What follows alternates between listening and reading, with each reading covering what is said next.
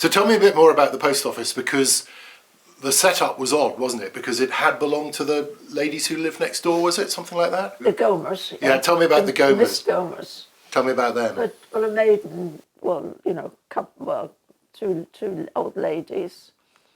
That was very convenient. If Mum was helping when they couldn't deliver something in the village in the morning, and I was very little, I could go and get into Miss Gomer's bed while she was there.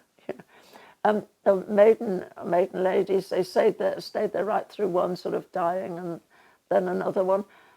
Oh, that's right. And they had an evacuee, Vera, and she once on their, it must have been one of their pieces of furniture, wrote across, "This needs dusting." You see how it sticks in your mind, and they were ever so cross, you know, how naughty. But wasn't it that they still owned part of the garden? At the back of Mum? Yeah. As I remember, and then you went in, and then on the left-hand side, next to where the road is, well, that was my Mum and Dad's garden. Then the other half of it was the Miss Gomers.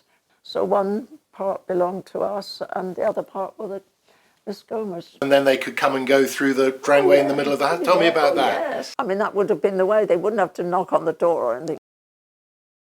They had to come into what we called it our yard, come through the gate, just come round. Then they would come in, and at that point, there'd be a door there which would be the post office, the room for that, and then ahead would be what is the front door for them now.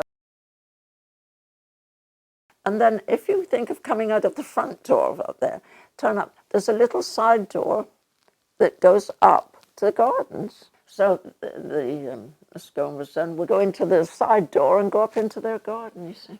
Which is a pretty unusual arrangement, really. I think, yes, and you know, I think maybe now we'd be a little bit more sort of, well, I don't know about that.